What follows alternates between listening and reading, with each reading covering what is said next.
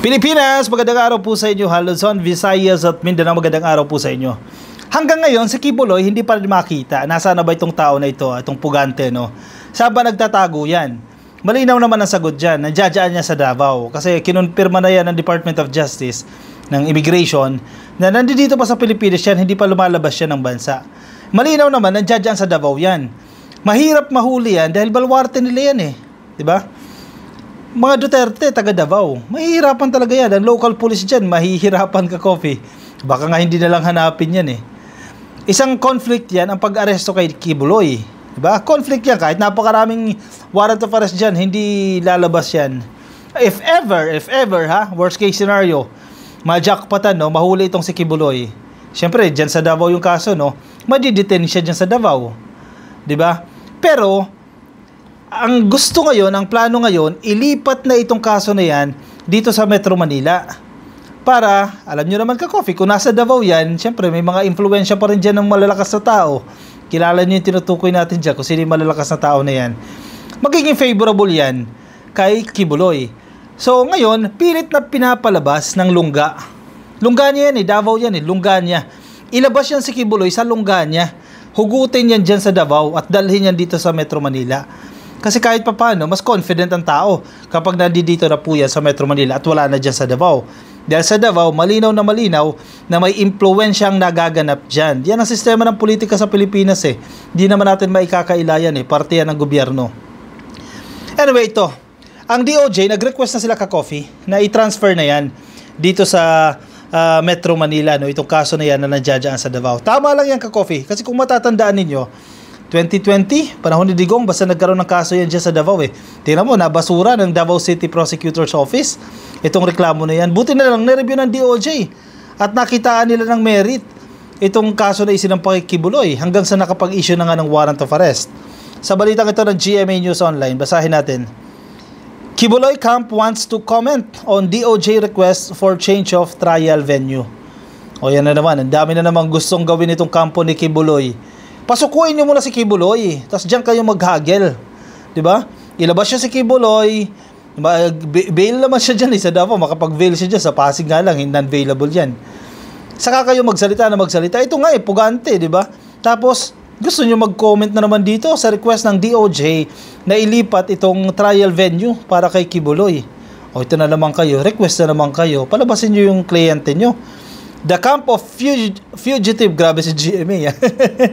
The camp of fugitive preacher Apollo Kibuloy is seeking an opportunity to comment on the request by the Department of Justice to transfer the trial venue of child abuse cases from Davao City Court to Pasig. Sabi ni PBBM no mercy sa mga taong ito. Ito sa mga sexual abusers child sexual abusers Mabibigat na kaso ito ka-Coffee. No mercy, sabi ni PBBM. O yan, sa pool kayo ngayon. In a letter to Court Administrator Raul Villanueva dated April 26, Kibuloy's lawyer asked that the letter from Justice Secretary Jesus Crispin Rimulya requesting the change of venue to be treated as a petition requiring verification from the petitioner and docketed as such. Pag hindi na naman sila pinagbigyan dyan, hindi na naman sila binigyan ng opportunity, babalik na naman yung narrative nila na nanggigipit na naman ang gobyerno.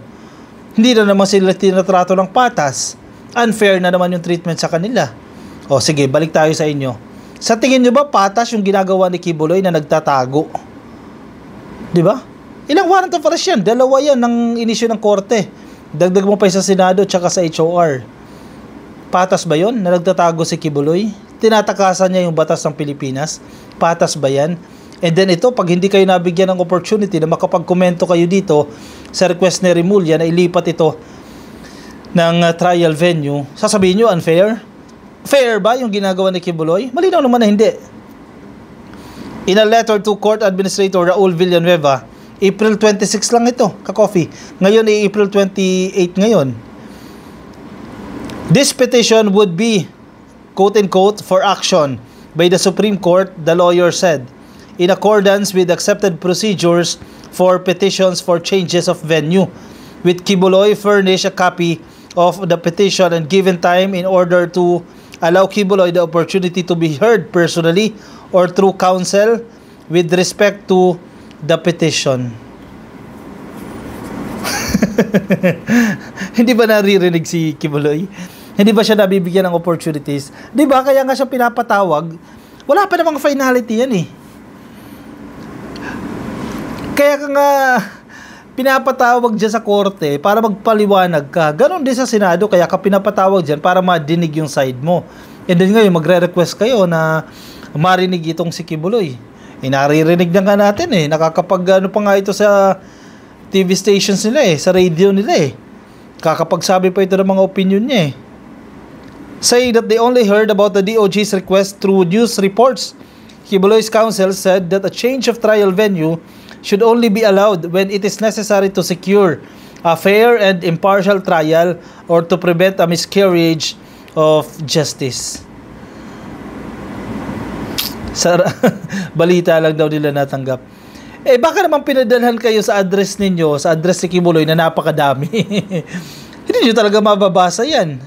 Saan ba talaga yung address? Sa Davao, sa Davao, ilan yung bahay dyan? O saan ba talaga ipapadala? Baka napadala na sa inyo yan, tapos hindi nyo alam. Or, ayaw nyo buksan. Yung liham, yung notice. Sinasadya ninyong ayaw buksan. Ngayon, sisi na naman sa gobyerno, hindi na naman sila na-inform. Paano i-inform? Isa pa, nagtatago nga si Kibuloy, saan ipapadala yung notice na yan? Kay Topacio, si Topacio, hirap din kausap. Ginagawa lang daw po ang paglilipat ng trial venue para matiyak na magiging fair ang pagdinig doon sa isang kaso. Di ba sa Davao nangyari na nga yan? Nabasura yung kaso. Naging fair ba yon? Hindi ako naniniwala naging fair yan. So kinakailangan i-transfer yan sa ibang lugar na sa tingin ng DOJ magiging fair. Just sa Davao hindi, di ba? Ilipat yan dito sa Metro Manila para mas maging fair pa yan. Totoo, yan, pasok sa request ng mga abogado ni Kibuloy. Change of trial venue should only be allowed when it is necessary to secure a fair and impartial trial. Correct. Nagaling mismo sa abogado nyo.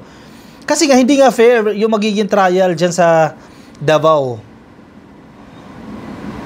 Dito sa Metro Manila gawin yan. GMA News Online has requested comment from the Department of Justice regarding the matter.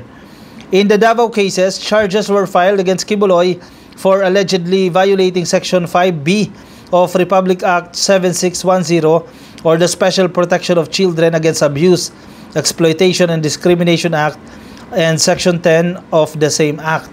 Diyan naman po sa Pasig, the DOJ earlier said that it filed qualified human trafficking charges against Kibuloy under Section 4A ng RA 9208 as amended against Kibuloy.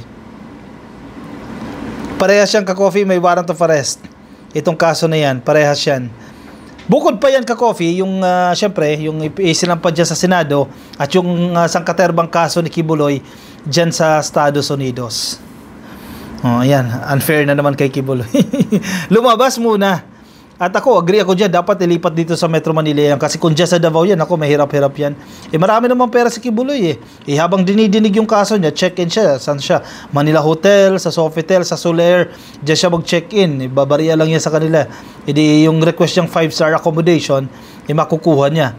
Diba? Kung nandito siya sa Metro Manila. Pwede naman, may sariling aeroplano naman yan. Ito yung mag-hearing dito sa Metro Manila, ibalik na lang siya ng Davao. Ang problema kung non-bailable yung kaso, dyan siya, libre yung tirahan niya sa kulungan, saan yan? Sa Pasig, dyan, makipagsiksikan siya at huwag bigyan ng special treatment, kasi marami magagalit na mga Pilipino once na nabigyan niya ng special treatment. Yan, ang panawagan natin ngayon, lumabas ng lungga. At syempre, ang PNP Davao, ang local police dyan, doble kayod, di ba? Sabi nga ni Senator Risa Ontiveros, galaw-galaw. Andyan na, na-revoke na yung mga guns nito, mga baril nito ka-coffee, na-revoke na yan ng PNP. Hindi na legal yung paghawak nila dito sa kanilang mga armas. Sabi pa ni Senator Risa Ontiveros, gibain na rin yung kanilang private army. Di ba? Mas mabilis na lang yan. Kaya galaw-galaw, baka tinutulugan, di ba? Para ma-aresto na yan. At managot siya sa batas, at may pananagutan siya sa batas. Alright, sige. Antabay tayo ng update dyan kung ano mangyayari dyan. Yung mga ka-coffee natin na nasa Facebook, pasuyo na lang baka di pa kayo naka-follow sa ating Facebook page. pasuyo na lang po. Please, follow at like lang po dyan sa Facebook.